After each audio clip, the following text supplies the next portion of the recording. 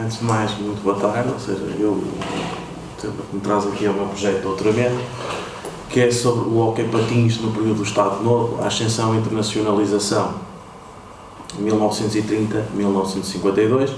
Uma orientadora, a professora Gaspar Martins Pereira, e como co-orientador tenho o professor Dr. Silvestre Lacerda, diretor da Torre do Tombo, por causa daqui a uns anos ter feito um trabalho sobre o hóquei patins, e eu e o professor Gaspar entendemos que era uma mais-valia, ou seja, neste projeto. A delimitação do espaço e do tempo, ou seja, o espaço é todo o território português.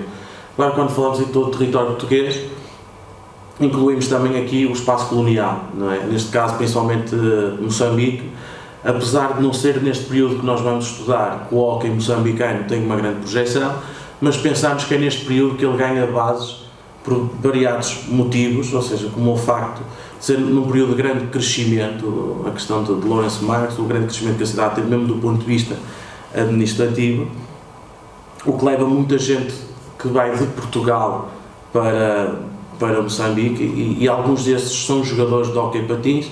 Se calhar o mais conhecido, o Fernando Adrião Pai porquê? Porque era pai do grande jogador de hóquei patins depois dos anos 50 e que foi o primeiro guarda-redes da seleção portuguesa. Mas há outros, ou seja, tanto da questão do Porto, apesar do hóquei estar mais atrasado na cidade do Porto, como de Lisboa. 1930 a 1952, porquê?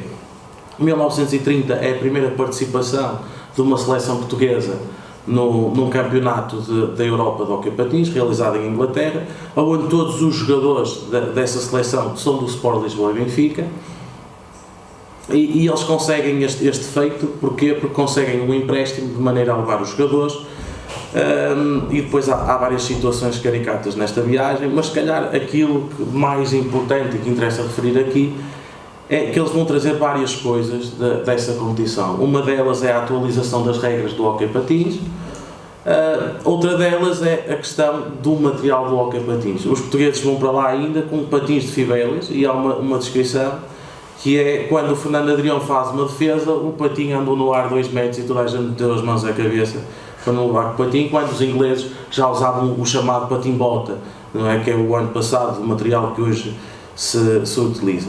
1952 é o Campeonato do Mundo realizado no Porto, que aqui diz que ditou a destruição do Palácio de Cristal. Isto não é muito bem assim, porque já há planos para fazer um pavilhão desportivo anteriormente, e aquele local seria o sítio escolhido, menos desde 1947.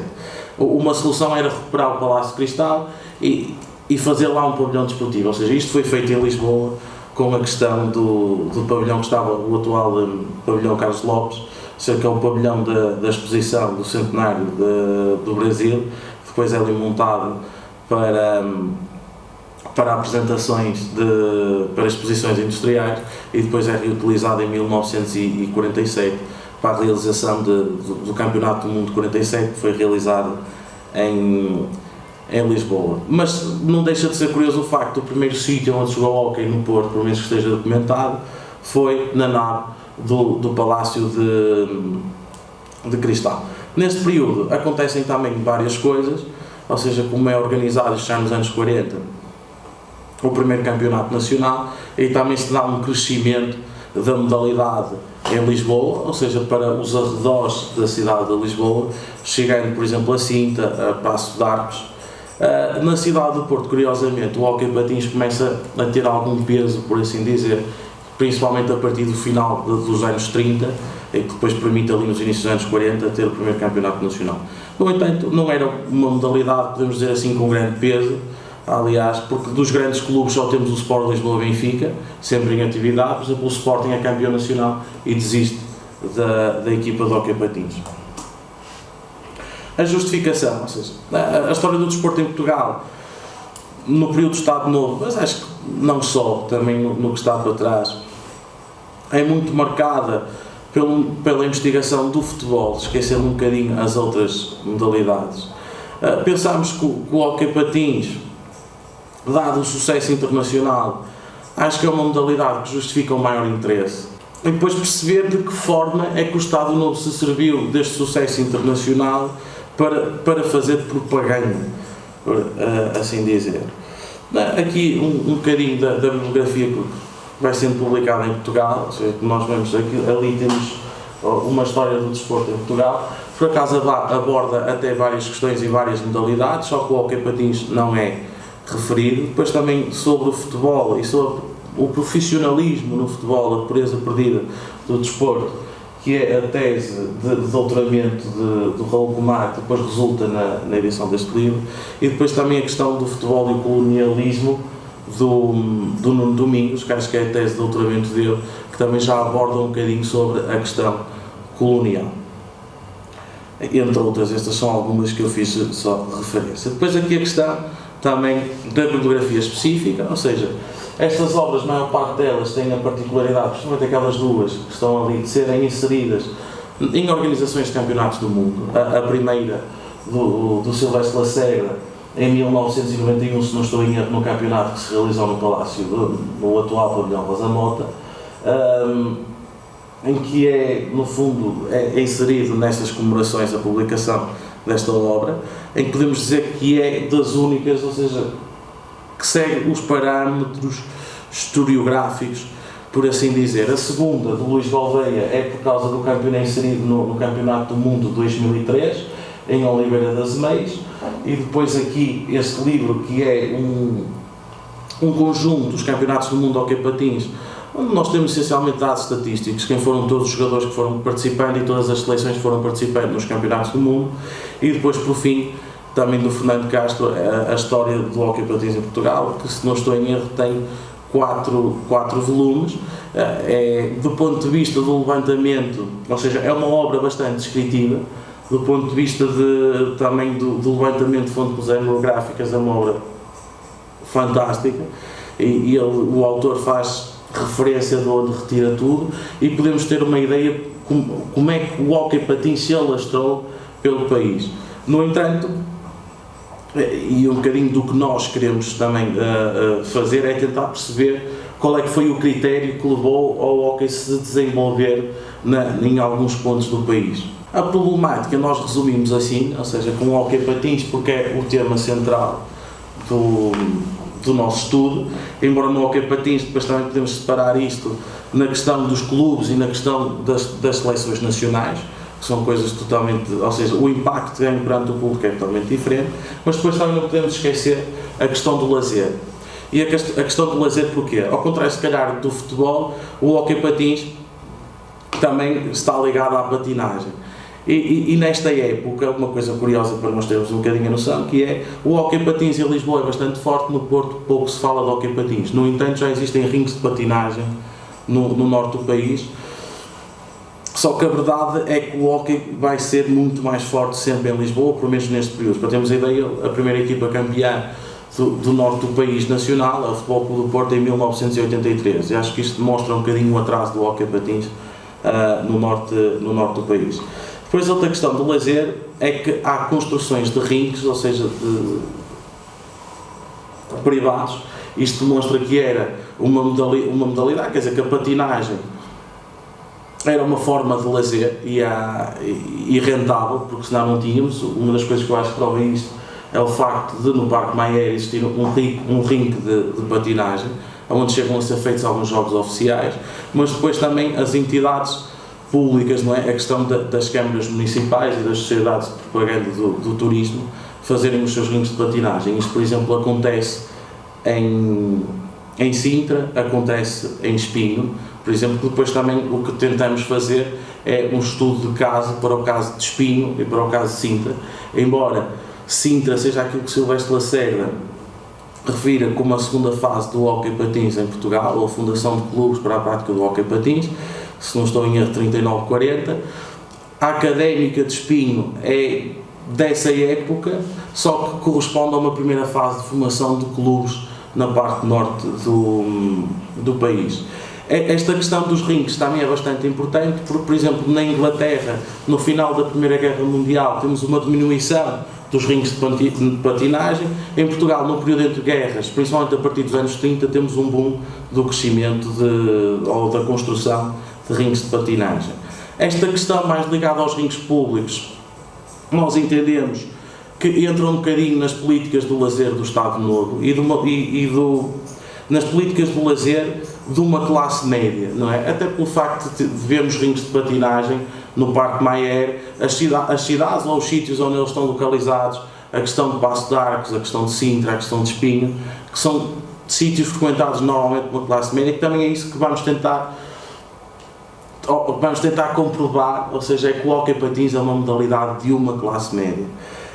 A questão do nacionalismo, isto já foi algo que muitas vezes foi discutido com o professor Gaspar, que é a questão do nacionalismo e da propaganda até se podiam enquadrar.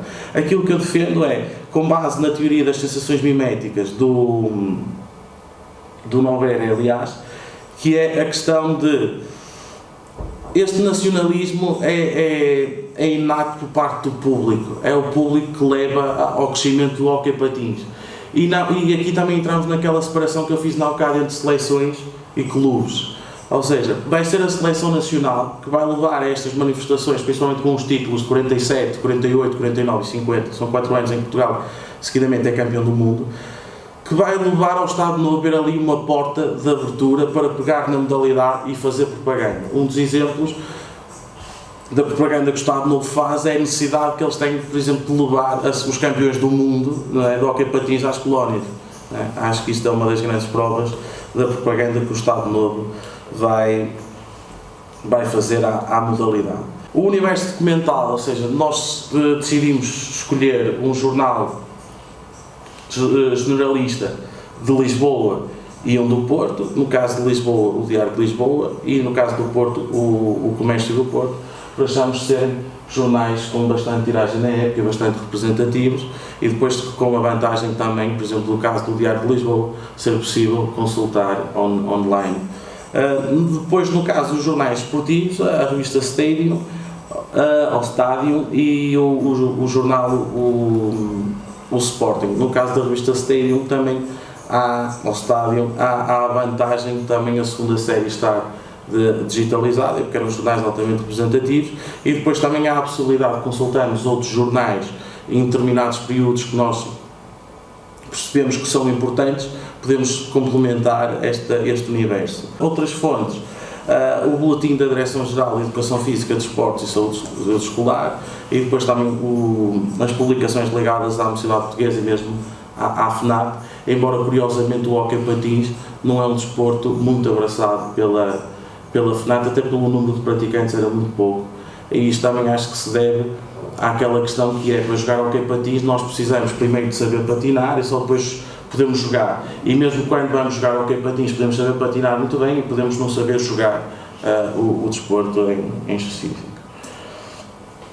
Depois, para além das fontes hemerográficas, ou seja, nós decidimos trabalhar com o arquivo da Federação Portuguesa de Patinagem, e aqui tem sido difícil, apesar de já haver vários contactos, e de haver uma disponibilidade tem sido complicado, porque as respostas depois tardam em chegar. Depois o arquivo da Direção-Geral de Educação Física, Desporto e Saúde Escolar, que já fizemos um levantamento e já temos ou aquilo que nos interessa do arquivo, ou seja, em casa, embora agora falta ainda a análise dos mesmos, e depois o arquivo do Secretariado Nacional de Informação, por causa até também de explorarmos a questão da propaganda. Depois, para além disso, algumas fontes audiovisuais, como o arquivo RTP ou a Cinemateca Nacional.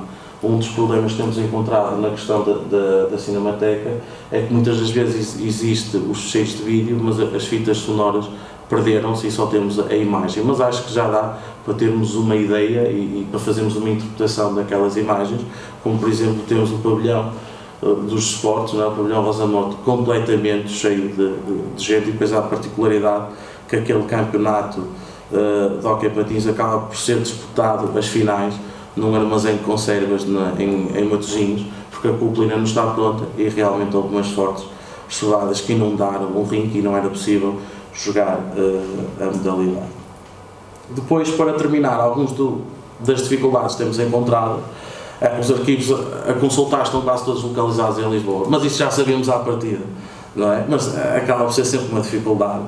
A falta da resposta, ou de uma resposta definitiva da Federação Portuguesa de Patinagem.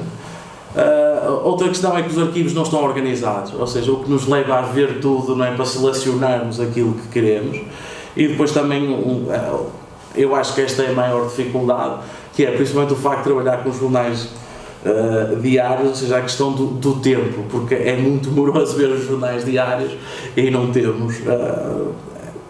É difícil jogar com esta questão, porque, por exemplo, eu ando já há bastante tempo a ver isto, eu não faço só isto, faço outras coisas, e então, tipo, eu ainda só vou ver o Diário de Lisboa, e eu assim, para termos um bocadinho daí, ainda vou em 1947. E já são 5.000 e tal jornais vistos, portanto é sempre complicado. E era isto. Espero que